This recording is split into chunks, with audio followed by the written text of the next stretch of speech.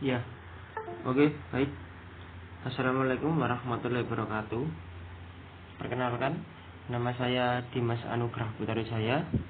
Saya dari jurusan S1 Pendidikan Geografi Universitas Negeri Surabaya.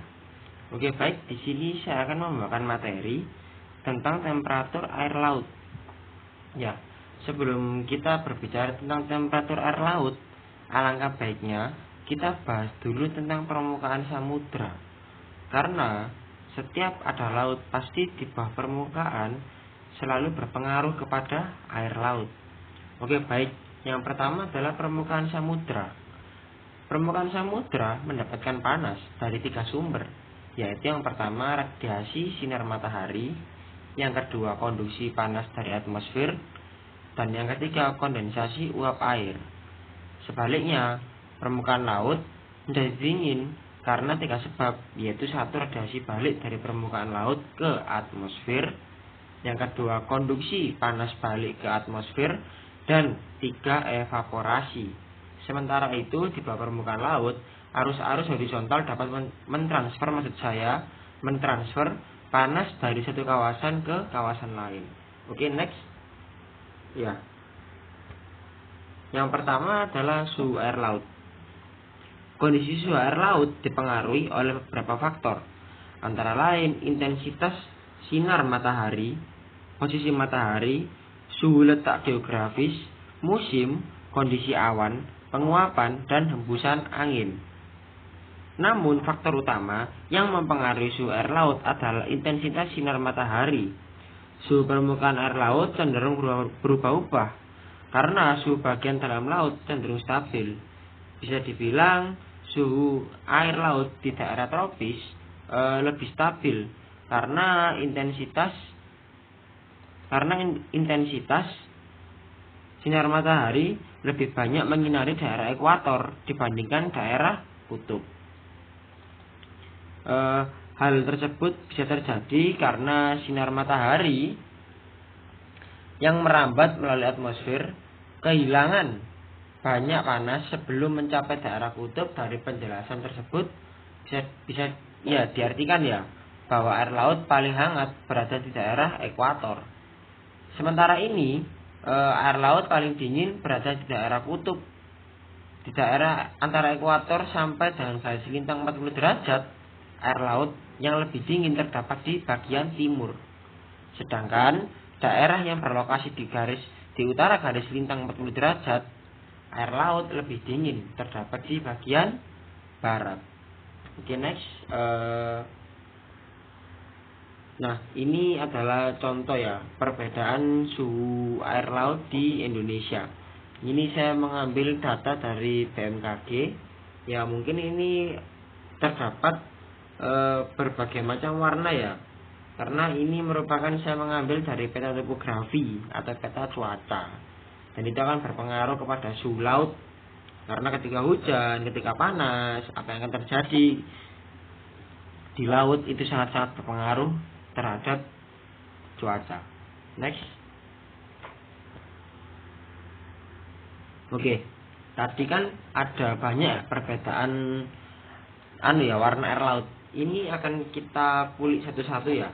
Yang pertama, warna air laut dipengaruhi oleh kekeruhan akibat adanya kandungan sedimen yang dibawa oleh aliran sungai. Selain itu, warna air laut juga dipengaruhi kehadiran tumbuhan dan binatang laut di sekitarnya. Dalam buku Ensiklopedia Geografi Air 2018, karya Eka Susi Sulistyowati, dijelaskan bahwa ada beberapa jenis warna air laut, yaitu yang pertama kuning. Kenapa warnanya kuning? Warnanya disebabkan oleh kandungan lumpur kuning yang ada di bagian dasar lautan. Dan yang kedua, hijau. Hijau adalah warna ini disebabkan oleh pantulan warna endapan plankton dan ganggang hijau yang ada di dalam maupun di permukaan laut dengan jumlah yang sangat-sangat banyak. Selain itu, warna ini disebabkan oleh lumpur atau endapan yang memantulkan warna hijau. Lanjut, putih. Warna ini disebabkan oleh lapisan es yang menutupi permukaan laut. Nah, jadi lapisan es seperti di Antartika, Kutub Utara itu kebanyakan lautnya berwarna putih ya, karena banyak tertutup oleh es, dan bahkan separuh lautan di Antartika itu merupakan adalah laut yang tertutup oleh es. Oke, next. Warna ungu. Warna ini disebabkan oleh banyaknya organisme yang mengeluarkan sinar-sinar fosfor, dan warna ini banyak terdapat dijumpai di Laut Ambon. Next. Tadi warna ungu ya sudah. Sekarang warna merah. Warna ini disebabkan oleh banyaknya ganggang merah di sekitar laut. Warna ini dapat dijumpai di Laut Merah. Dan yang selanjutnya adalah hitam. Maksud saya hitam. Hitam warna ini disebabkan oleh endapan lumpur hitam di bagian dasar lautan. Dan warna ini dijumpai di Laut Hitam, hanya di Laut Hitam, bukan yang lain-lain ya. Next, warna biru. Warna ini disebabkan oleh pantulan warna biru yang berasal dari sinar matahari. Jadi seluruh di dunia lautan pasti berwarna biru, karena seluruh dunia selalu terkena oleh matahari. Dan ketika matahari begitu menyinarkan cahayanya untuk masuk ke laut, cahaya tersebut akan membias ke dalam air, sehingga mengikuti warna dasar air tersebut adalah biru. Dan warna itu tergantung kepada kedalaman. Mungkin sekitar 0 sampai 100 meter berwarna ya mungkin sekitar biru keterangan. Lalu mungkin kalau sekitar jauh ya, mungkin kalau sudah sampai 1000 meter, 2000 meter, 3000 meter, bahkan sampai 1 kilo, itu yang ada adalah biru kayak biru gelap mungkin ya. Ya, biru gelap mungkin. Oke, next. Semua itu tidak lepas dengan kadar garam air laut. Nah, kadar garam air laut merupakan banyaknya garam yang terkandung dalam 1000 gram air laut dan dinyatakan dengan satuan per mil. Kisaran kadar garam air laut rata-rata 34,5 per mil. Dilansir dari artikel ilmiah studi pola sebaran salinitas, temperatur, dan arus perairan estuari Sungai Wonokromo, Surabaya tahun 2016, karya Ferdinandus Didit Prakoso, dijelaskan bahwa kandungan kadar garam dipengaruhi oleh 2 faktor. Yang pertama penguapan, dan yang kedua adalah curah hujan. Oke, next. Yang pertama penguapan ya. Pada dasarnya evaporasi adalah proses penguapan air dari berbagai sumber air yang ada di bumi seperti laut, sungai, ataupun danau, yang akan naik ke udara dalam bentuk uap air. Jadi setiap ada laut, setiap ada sungai, setiap ada danau, semuanya akan mengalami evaporasi ya, karena sinar matahari ini dia akan berpengaruh kepada air sehingga tertimbullah proses evaporasi. Uap air tersebut nantinya akan mengembun dan membentuk awan yang mengandung air laut. Proses ini juga disebut sebagai kondensasi. Apabila tingkat penguapan air laut semakin besar, maka kadar garamnya akan semakin tinggi. Itu juga sebaliknya. Apabila tingkat penguapan air laut semakin rendah, maka kadar garamnya akan juga semakin rendah. Next. Curah hujan. Ya, mungkin beberapa wilayah di sekitar pantai Samudra Pasifik ini ya, itu selalu terkena El Nino atau badai El Nino. El Nino ini merupakan sebuah peristiwa yang terjadi dan diamati oleh penduduk dan nelayan dari Peru dan Ekuador yang bermukim di sekitar pantai Samudra Pasifik, seperti saya jelaskan tadi. Bagian timur terutama yang biasanya terjadi pada bulan Desember.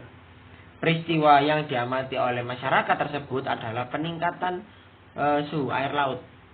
Setelah lama diteliti para ahli, ternyata juga menemukan peristiwa kebalikan dari El Nino, yaitu peristiwa di mana suhu air menghangat dan diberi nama La Nina. Jadi ini kedua peristiwa yang sering terjadi di Samudra Pasifik bagian timur ya. Dan La Nina ini disebabkan oleh suhu permukaan laut pada bagian barat dan timur Pasifik yang menjadi lebih tinggi daripada biasanya. Next, ini adalah beberapa contoh ya proses siklus air laut. Mungkin yang pertama ini bisa dilihat adalah penguapan. Seperti yang saya bilang tadi tentang evaporasi ya, proses penguapan air dari berbagai sumber air yang ada di bumi seperti laut, sungai ataupun danau yang akan naik ke udara. Nah ini kan jelas yang nomor satu ini dari air permukaan naik ke awan sebagai evaporasi. Yang kedua adalah kondensasi atau pembentukan partikel-partikel air untuk hujan. Nah yang ketiga adalah hujan. Setelah hujan nanti semua air akan masuk ke daerah resapan air. Jadi ya mungkin daerah-daerah resapan air ini hanya bisa ditemukan di daerah-daerah pedesaan. Kalau di kota-kota besar kemungkinan daerah resapan airnya sedikit. Maka dari itu di daerah-daerah perkotaan besar seperti Surabaya, Jakarta, itu kita lebih mengutamakan gorong-gorong, atau lebih tepatnya got ya, karena itu merupakan salah satu kayak solusi. Karena di sini resapan airnya sudah tidak ada, sudah sangat-sangat susah di sini, karena dominan di sini adalah apartemen, mall, hotel, perumahan, dan lain-lain. Jangankan daerah resapan, sawah di daerah Surabaya dan daerah Jakarta itu sangat-sangat minim, bahkan hampir tidak ada. Karena memang kota-kota besar ditujukan untuk difokuskan untuk pembangunan. Ya, segala pembangunan yang sangat-sangat besar, proyek-proyek segalanya semuanya berada di kota besar seperti Surabaya dan Jakarta. Next. Nah, yang terakhir, proses siklus air laut bisa mempengaruhi kondisi dan temperatur air laut, yang dimana banyak terjadi siklus yang mampu merubah segala kondisi dan temperatur, mulai dari proses penguapan, isodensasi, hujan, hingga air kembali ke laut. Oke, sekian, terima kasih. Bila ada salah kata mohon dimaafkan. Jangan lupa klik tombol like, subscribe, dan komen. Kalau ada yang salah, mungkin ada yang perlu saya benahi, silahkan komen. Baik, segitu saja cukup. Sekian dari saya, terima kasih. Assalamualaikum warahmatullahi wabarakatuh.